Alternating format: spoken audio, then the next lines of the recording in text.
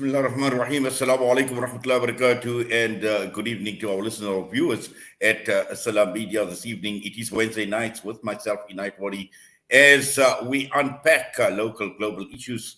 And this evening, two issues that we will be focusing on. Firstly, we will be taking a look at what one would term the biggest corporate scam ever. And we are talking about Steinhoff. We know Steinhoff has been in the news of late. And also the latest we've learned about the Reserve Bank seizing assets belonging to the former Steinhoff CEO, Marcus Jooste. Now, we have assembled a panel tonight, and we've got Polly van Wyk, investigative journalist with the Daily Maverick. We've got Wayne Duvenage, organization undoing tax abuse, OUTA, Tahir Maepa, board member, Stichting, Steinhoff International Compensation Claims, and General Secretary of the Public Service and Commercial Union of South Africa. Now, for the next hour, we will be unpacking what has actually happened, but more importantly, looking at the latest developments, particularly with regard to the Reserve Bank and the former Steinhoff CEO, Marcus Jooste. For the next few minutes, we are going to be talking with Polly van Wyk, and because she's got a rush, and her latest article, obviously, which she has co-authored, talks about the seizing of the assets of Marcus Jooste. Polly, good evening to you, and welcome to the show. Good evening. Thank you for having me. Well, finally, we are seeing some sort of action, Polly, and I know, you've been investigating the Steinhoff saga for a very, very long time. And finally, it's now come to a head where we find that Marcus Jooste, obviously, his assets are being seized. But this is what people have been calling for, action to be taken, and corporate scams like the one of Steinhoff cannot be taken lightly because it has cost this country billions. Yes, absolutely. We know that around 200 billion rand was wiped off the market when Steinhoff in December 2017 imploded. And Marcus announced that he's going to resign as CEO. So definitely is not a crime that is only a victimless crime. All of us were poorer for it. Well, definitely. Now, just looking at the most recent article that you've co-authored, and you are speaking about the billions of assets that are being seized by the Reserve Bank, and looking at, where does this actually place the entire Steinhoff saga now that action is being taken against Marcus Jooste? So what happened is that the Reserve Bank received a court order for 3 notices of attachment. So the one was on Lanzarote, the wine farm in Stellenbosch. The second would be for Marcus Jooste's owned assets, which includes the Hermanus home in Voorkip. And then the third would be for the U.S. Family Trust, Silver Oak. Now, each of those, the Reserve Bank say they could trace who was involved or were the beneficiaries of Steinhoff money that was illegally siphoned through a variety of funds or people. And these 3 entities or these 3 people then received money from Steinhoff. So now the Reserve Bank went and attached assets on the one hand to make up the sum of, or try to make up the sum of 4.8 billion rand, which they say they could see has flowed out of Steinhoff to these entities. They attached in the end around 2 billion rand, and for the rest of the assets they're still looking for. And then the second important point to make here is that in all 3 attachment notices, they also went after relevant documents. These documents include hard copy and digital documents, and it relates specifically to the financials of, for example, the Family Trust and for Lanzarote. Now, for Lanzarote, for example, there were money flowing into it and then money flowing out of it. And the Reserve Bank wants to know the reason for the inflows as well as the outflows. So they're looking at communication, WhatsApp messages, messages on and emails on laptops, cell phones, and everything that can help them build a digital trace or a money flow from Steinhoff to the end beneficiaries. Well, I'm sure, Polly, you're going to be following developments very, very closely now that these assets have been seized. And I'm sure a lot more is likely to come out. As you mentioned, a lot of digital information and a lot of documents that have been seized as well. So this is not the end. I'm sure that there is a lot more that is going to be uncovered. Yes, absolutely. So especially if the Reserve Bank say that they're still going to look for more information. What we also know, and Scorpio has also uncovered, is that about last year, a few months ago, the Reserve Bank also attached Bardine Woodendal, which was in a romantic relationship or partnership with Marcus Jooste. They attached her assets, which include 11 plots of land at Val de Vie, and then also cars and money, cash in certain bank accounts. So it's all, they're going after all the individuals that they know was linked to Marcus Jooste and who have received illegal money. Well, Polly, I know you are rushed, but thank you for these few minutes with us here on Salam Media on Wednesday nights with myself, Inait Wadi. We wish you all the best. Please take care. Thank you. I hope good evening to you and your listeners. Polly van Wyk with us, and we are going across now to join our panelists this evening. And we have got Tahir Maepa and we've got Wayne Duvenage with the organization Undoing Tax Abuse as they are coming on screen. And just to remind our listeners, our viewers, that you can view the interview live on Salam Media, the various platforms, our YouTube channel, and also some of the other social media platforms. I see top of the screen, Wayne Duvenage. Wayne, good evening and welcome to you. Good evening. Nice to be with you this evening. Yes, and Tahir, as always, welcome to the show. Assalamu alaikum and welcome. Walaikum salam. Thanks for having me. Wayne, as we were talking to Polly, and I'm sure you were listening in the background, finally we are seeing some movement, we are seeing some action with the latest with regard to Marcus Jooste. Yes, 5 years late, by the way. This collapse started in 2017, at the end of 2017. And it's taken a long time to get to where we are. And it has created a lot of concern, around why is it that, capital ventures and the private sector seems to escape the noose of the long arm of the law. And yet when it comes to public sector corruption, which is where we operate mainly, we expect a lot to happen a lot faster. So this is good news that people are rounding up the assets, that the people who perpetrated or were responsible for the collapse and the massive cost to so many people who've lost their investments is now being rounded up. The hawks are talking of criminal prosecutions coming, but for now they're just attaching all the assets to make sure that there's no assets outflow. You've got to recover as much as you can. It's never going to make up for the 200 billion rand that was lost on the JSE and the people and the investments that were lost as a result. But I think what is always important in these matters is that there is accountability, that people do not get away with what they've done, and their assets are seized, and they feel the pain of their conduct. Well, thank you for that, Wayne. And just to bring Tahir into the discussion, and Tahir, just your thoughts, and also is what Wayne mentioned, talking about the corporate elite and corruption within the corporate elite. And we know that it has happened in the past, and even as we've moved into the democratic era, Steinhoff possibly could be just the tip of the iceberg. Yes, absolutely. Similarly, we're quite excited by the turn of events. This has been a long struggle for some of us. We've been chasing Steinhoff executives since 2018, following the collapse in 2017. And me being part of the international class action claim, we have also managed to salvage some of the money for the investors into Steinhoff to the tune of about 800 million euros that we managed to salvage. However, like Wayne said, is not enough compared to what was lost.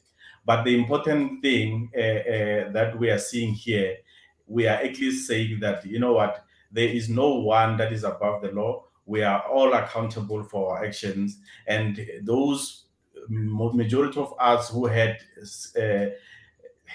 doubts about our courage to deal with corporate corruption can now at least say that there is some movement, and this will send a strong message to many corporates who are involved in these kinds of behaviors. Yes, it's called in some quarters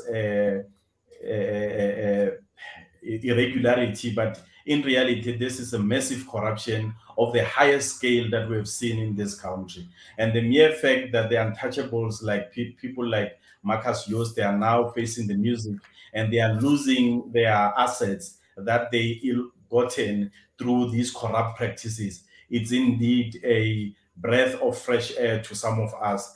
And the next thing that we are looking forward to is to make sure that this man he's sized enough for the orange overalls, just like any other common criminal that we may have in this country. Yes, and also Wayne, Tahir speaks about the terminology that is being used, and sometimes, when one looks at the euphemisms that are actually used, and we speak about corporate irregularity, accounting irregularity. Now, this obviously does not reflect the seriousness of the situation, just by mere play of using words, and this seems to be quite common as far as corporates are concerned, and we've seen this very, very strongly in the Steinhoff saga as well, with regard to all the accounting irregularities, the inflation of their profits, assets, all of that at the end of the day. And again, like I said, the use of terminology doesn't do justice to what had actually happened. Yeah, and absolutely, this is fraud of the highest kind, and it's a combination of both fraud and a lack of governance. And one has to ask the question: where were the auditors all the time while this was happening? When they did pick it up, it was very late, and this pain could have been circumvented had they done their jobs properly. And then we see how often a lack of proper due diligence of the numbers by the auditors is the reason why there were other irregularities uncovered at Tongaat, Hewlett, and other companies. So in all of this, we ask ourselves, where is the audit profession? What are they doing to make sure that this doesn't happen? Because far too much of this has happened, by the way, and it costs people a lot of money. And then it does come down to accountability. But the extent that the Steinhoff saga went to was just incredible. Billions of rands, hundreds of billions of rands between 2009 and 2017 through these fictitious transactions, inflated profits, assets, tampering with the assets registers and the values of these assets. The mind boggles to try and understand, and I'm not an auditor or an accountant by trade, but reading up on this, one wonders how was somebody or a team of people, I don't think it all sits just with one man, was able to pull the wool over the eyes of the auditors for so long. And we hope that the audit profession is rewriting its own processes as a result, not only of this, but of other matters that we've seen unfolding. But really, we lay a lot of the blame at the door of the auditing companies. And in this case, it was Deloitte who was a bit remiss in the work that they're supposed to do to protect society from these failures. Well, certainly. And also, I think, when one looks at, the auditing profession as well, Tahir, from what Wayne has described, this has been taking on for a long, long time. I mean, we're talking of close on to 8 years. And one cannot say that the auditors did not pick up any irregularity whatsoever, considering the nature, considering the massive losses that people had actually suffered. And again, one cannot discount that as an oversight on the part of the auditing profession. Because when it comes to governance, when it comes to accountability, we know that the auditing profession is, pretty strict when it comes to auditing, when it comes to applying auditing processes, principles, all of that put together. And again, 200 million later, we find that we have a problem. No, absolutely. You see, this is the whole thing. This is a pyramid. When the head is rotted, the whole body suffers.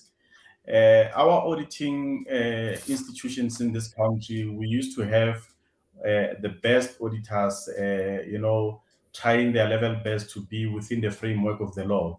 However, if you look at the past 15 years or so, we've seen a situation where auditing firms basically are complacent and they are part of the corruption that is happening not only in the private sector but also in the public sector. And we find a situation where it looks like our regulators also seem to have dropped the ball, because this is where the regulators are supposed to have come to the fore. I am still wondering how many of the accountants who were involved in this massive corruption that happened in Steinhoff were followed up and then were taken to task for their involvement in looking away when these things were happening. So this is a chain reaction. It was deliberate. It was done by people who understood what they were doing, and they thought that they were going to get away with it. So Marcus Jooste is but one pawn in the whole game that needs to be dealt with. And I want to see a situation where the regulators also come against the auditing firm. I mean, Deloitte and Touche, and depending on where you find them, they part of the institution, for instance, that settled our international claim against Steinhoff. They also contributed to the tune of 71 million euros into this settlement. Now, that in itself, it tells you that they understand that they were involved and they are guilty of some wrongdoing. But we want to see some level of action. Now, the question is, how are we going to make sure that these people are held accountable? Because, one thing for sure, we may say whatever that we want. When the head is rotten, the whole body suffers. And it is because of government corruption at the highest level that open up these floodgates of corruption, even in the. I'm not saying that it's justifiable. However, it has contributed, because for you to be able to run millions of rands, you need to take them through the banking system for you to be able to pay bribes and all those kinds of things. Now, if a person comes into a bank and, for instance, take 5 million rands from their bank account, where are they taking that money? The banks are also involved. So there's a lot that needs to be done insofar as dealing with the extent of corruption. And one of the things that we raised, and it's something that we are following it up now as part of our criminal complaint that will be lodging against Marcus Jooste and some of the executives of Steinhoff. It's also the involvement of people like Gil Marcus, because from the information that is out there, it says that Gil Marcus has also his NGO apparently managed to get a couple of million through Steinhoff. And we know that Gil Marcus was at one point the governor of the Reserve Bank, and it was the Reserve Bank that approved Steinhoff to be delisted and be listed abroad. So there may be other things that may be coming out. So this thing is far from over. And we believe that we need to tick all the boxes, and we need to make sure that we close all the holes. No one should be left without having to pay the price if they contributed in any way to what led to the losses of billions of rands of poor people who thought that they were investing in legitimate businesses. Yes, in Tahir, I see you have got a message up on the screen that your battery may cut off. I'm hoping it doesn't. due to load shedding. But the whole question surrounding employees and the victims, because, this is an area that has been of major concern to you as well, where we found that the pension fund as well, that was affected quite badly. And also all the employees who became victims as a result of those that had contributed to the government employees pension fund. Yeah, well, the thing with government employee pension fund, and this is the notion that has been branded around, that the fund is protected by government. So even if the fund goes under for one reason or the other, the government will come in. But the question is, where is the government getting the money?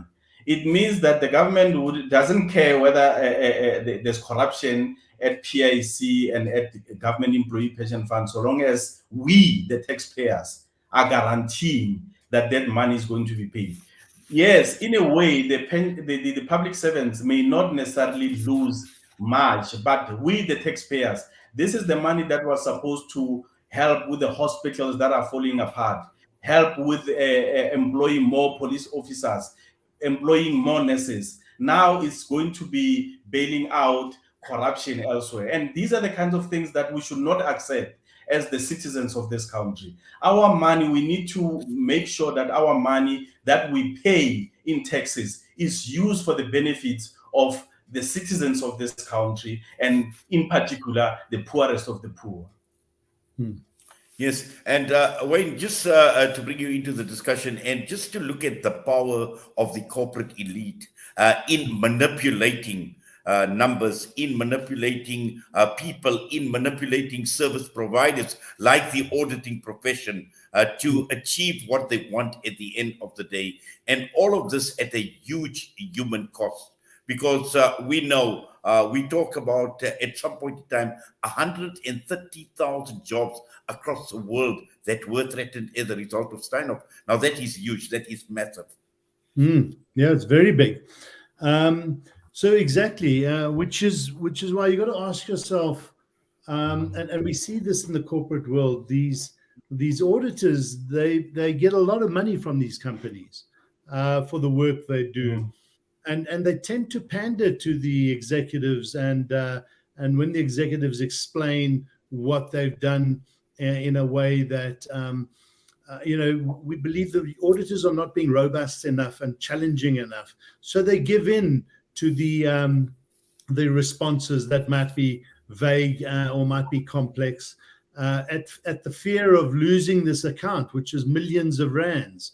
And that's what's wrong with it. So this auditing profession is problematic in that regard, which is why we believe that auditing firms should change hands and should be compelled to move on, and new auditors brought in a lot more regularly, with no relationships between each other. And all of those suggestions and proposals that have been put into place or partially into place or in 10-year intervals need to be relooked at, because every time you have a change in audit firms, what happens is the new audit firm doesn't want to inherit a set of books that they're going to have to answer to. So the scrutiny becomes a lot tougher when you have a new auditor in, and this is important. So they get bullied, they get probably threatened sometimes with the account. We'll change auditors if you don't sign off on these books in the way we want you to sign off. And it's that type of wrongdoing that keeps taking place. Then you wonder where the regulatory board is. What are they doing about these auditing firms? They are oversight bodies, but they're also not doing enough. They're also not shaking up the industry, bringing heavy fines, bringing cases against the auditing companies and their executives for not driving home the real purpose of audits. This is not about making money. This is about preventing the losses to the millions and of people that are impacted by outcomes like this. And we don't think that the auditing firms take that role seriously enough. Certainly they haven't in the past on a number of these matters. Maybe they are starting to do so now, but this is very late in the game. But when is the next Steinhoff going to happen? Are we going to learn? That's the biggest concern we got, because this was fraud. This was inflation of profits. This was intercompany loans that misrepresented profits. to inflate into the revenues and decrease expenses.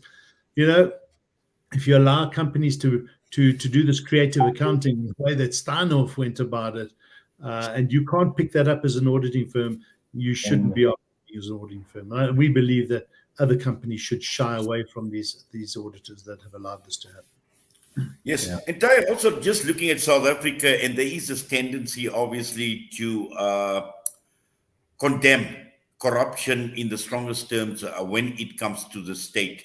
But treating the corporate world sometimes, and some hold the view that it is some kind of a victimless crime, for want of a better term.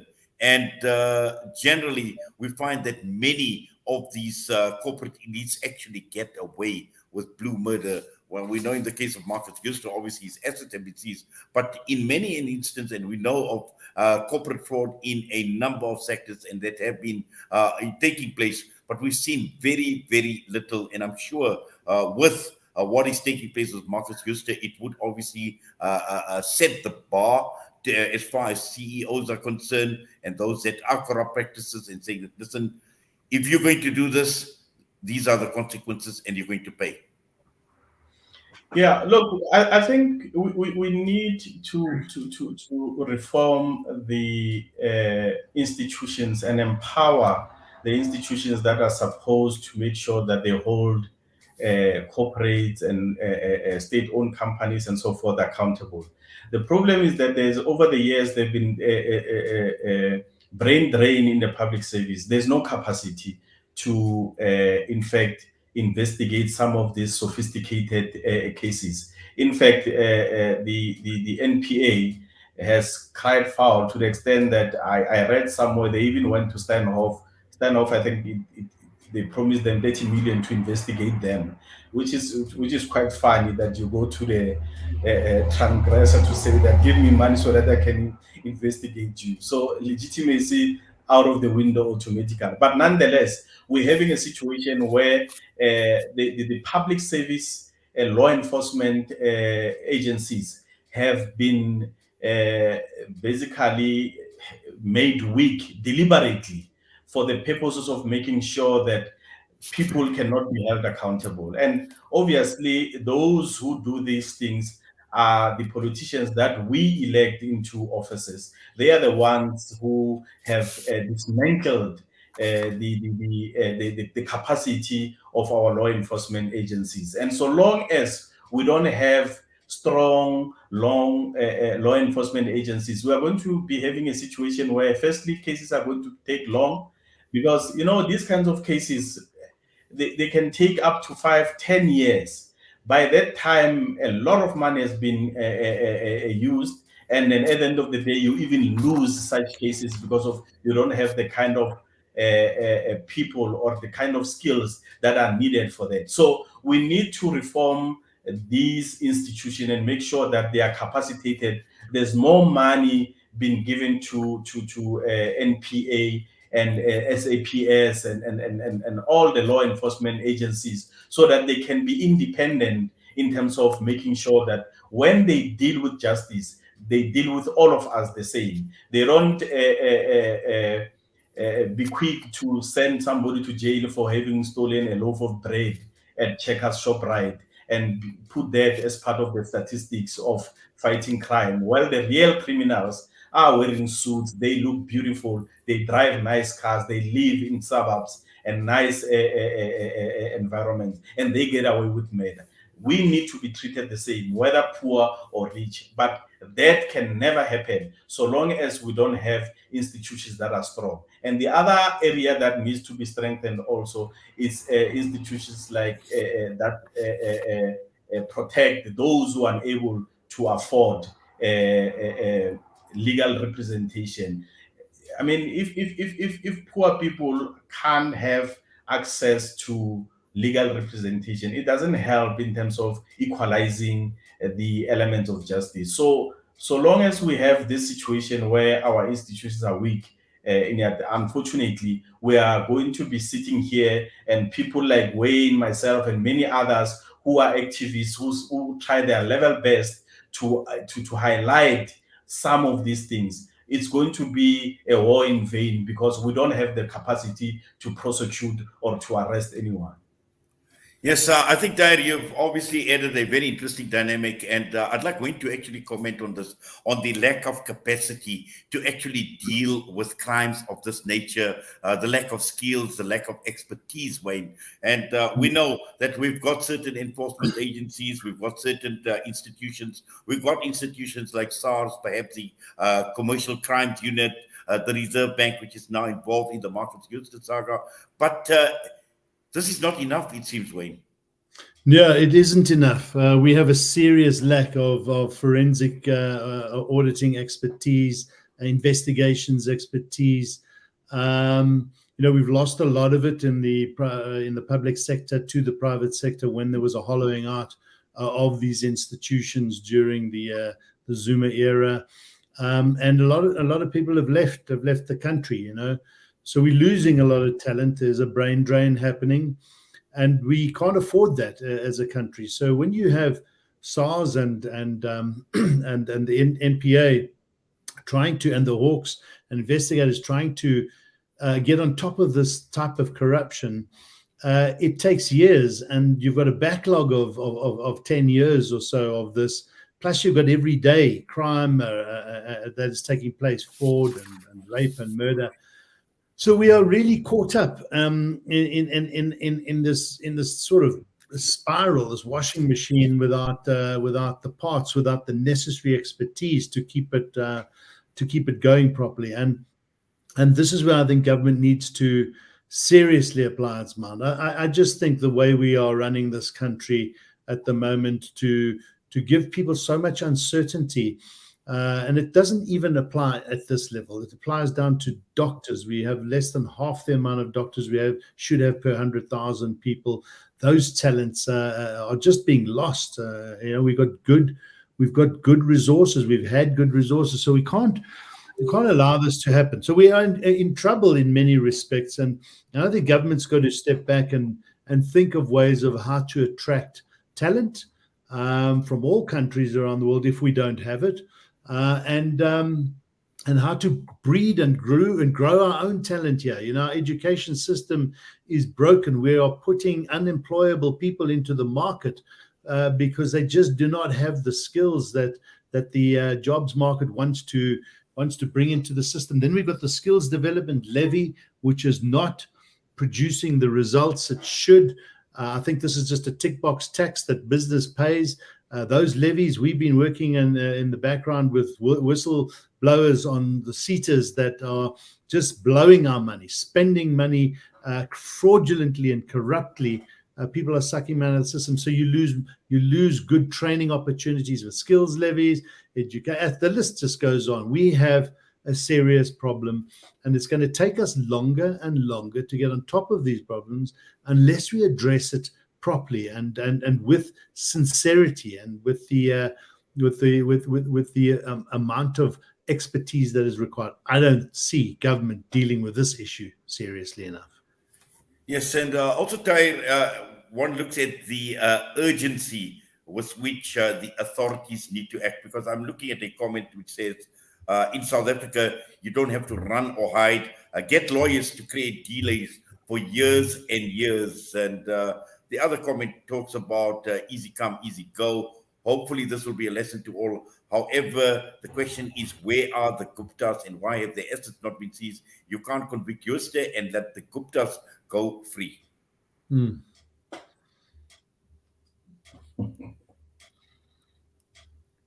Is Tahir?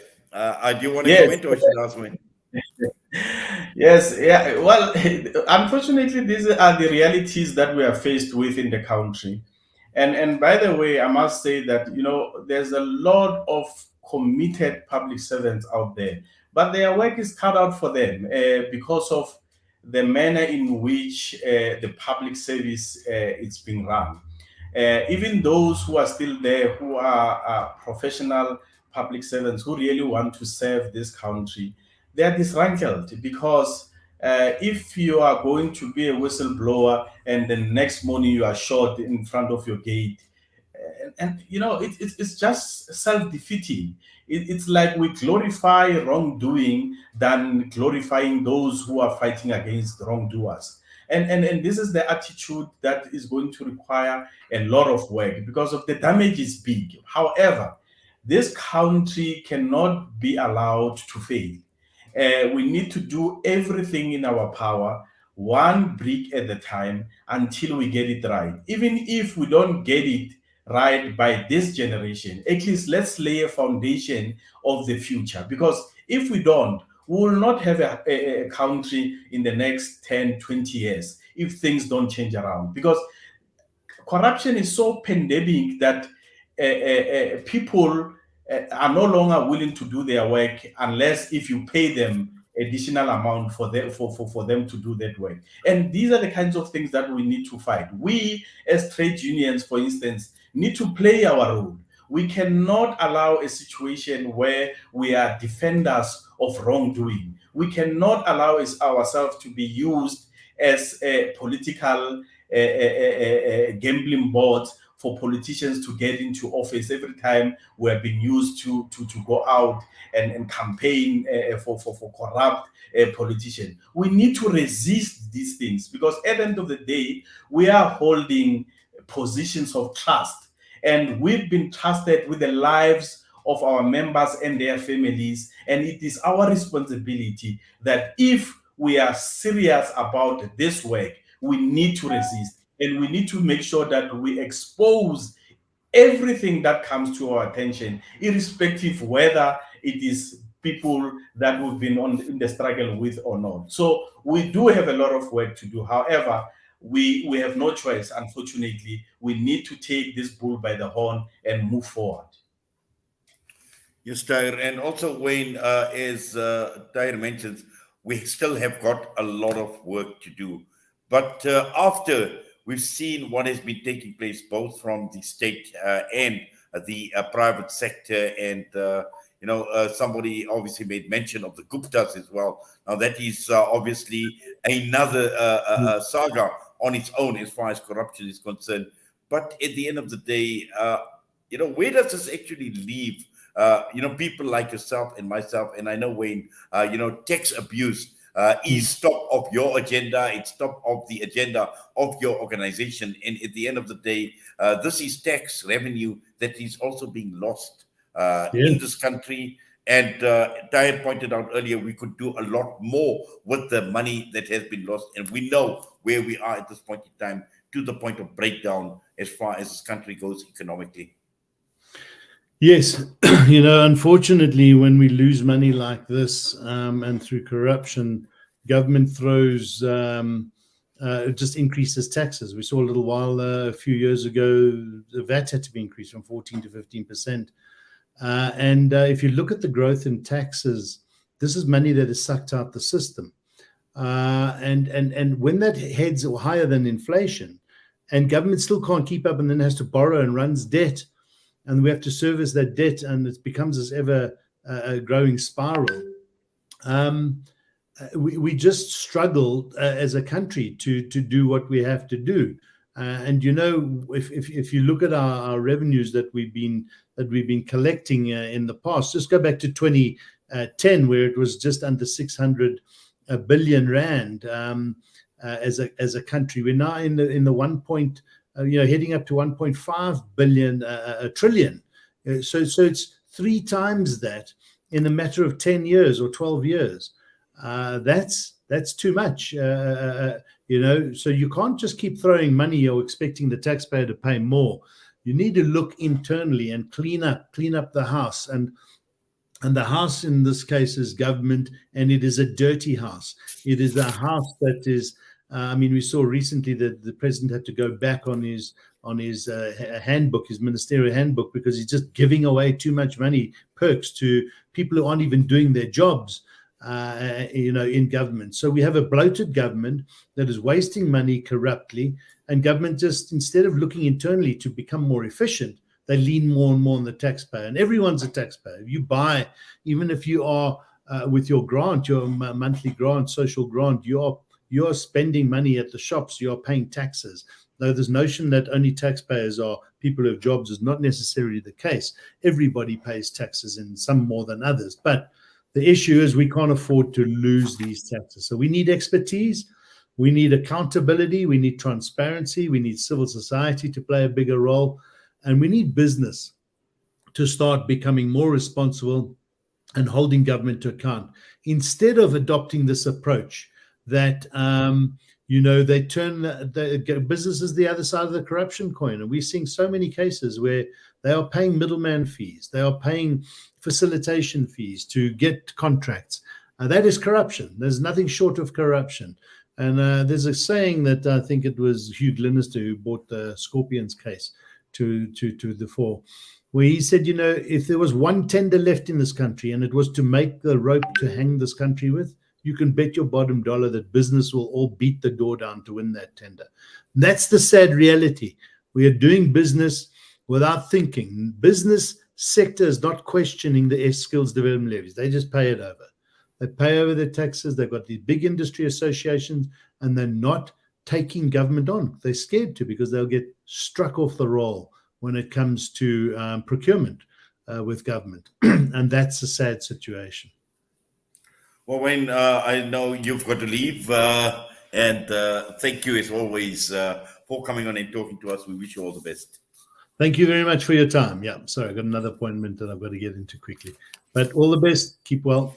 Stay well. Thank you. Wayne Duvenage joining us, our organization Undoing Tax Abuse. And I'm not sure if Tahir is still with us. Tahir mentioned that he had load shedding and his battery may cut off. And I've got a feeling this is exactly what has happened. And early on, we also saw a comment come through from Nazir Osman and talking about, seizing their assets was not enough, basically, and we need to see them in jail. What message are we sending, particularly to the youth? Here we go. It says corporates don't get jailed for corruption. Neither does anyone from government. Taking the assets not enough. We don't know about their Swiss bank accounts, etc. This message for the youth is crime actually pays. And that is another issue as well. Swiss bank accounts, tax havens right across the entire world. And we know what had happened with all the revelations, the Panama Papers and all of that. So again, this is an international problem. And in South Africa, if we don't do anything about it, it is future generations that are going to pay, and they're going to pay dearly, they're going to pay heavily. And just to look at what has taken place as far as Marcus Houston is concerned, and Paulie van Wyk alluded to it, where the court documents have publicly asked the South African Reserve Bank to attach his assets. And when one looks at the type of assets that he owned, the Silver Oak Trust, and this includes art to the value of 98 million rand, other financial assets worth 1 billion rand, and loans to the value of 130 million rand, and other movable assets. Just looking at some of his other properties in Hermanus, looking at the luxury vehicles, the Stellenbosch wine estate, and all of that, personal effects, jewelry, all of this at the end of the day has now been seized. And it's going to be quite interesting. But again, the wheels of justice turn very, very slow, because what has happened is there are other documents, crucial documents that the Reserve Bank is now investigating, both in hard copy, in electronic forms, flash drives, memory sticks. So this is huge. This is massive, and this is something that the corporate elite actually need to take note of, particularly those who are still guilty of the type of practices, the corrupt practices, and at the end of the day, also being creative, being smart as far as accounting is concerned, and blaming it on accounting irregularities. But they knew exactly what they were doing when they inflated the value, the profits, and the asset value of Steinhoff. So this is a huge story. It's a massive story that is breaking out in South Africa at this point in time, and we will follow developments. But right now, we're going to go for a break at around 8 o'clock, 10 minutes in 10 minutes' time, we will be focusing on Western Sahara. We've got a panel that we have assembled. We've got Magdalene Munsemi, who is an activist and a lawyer. We've got out of the University of Casablanca, Dr. Abdul Rahim, and we also have got Gallows Atabongwong, PhD candidate at the University of Pretoria. And this is Western Sahara, and this is a tragedy of Africa's last colony, I would say, for want of a better term, because it is being colonized by none other than Morocco. So we're going to go for a break for about 10 minutes, and when we come back, we will be focusing on Western Sahara.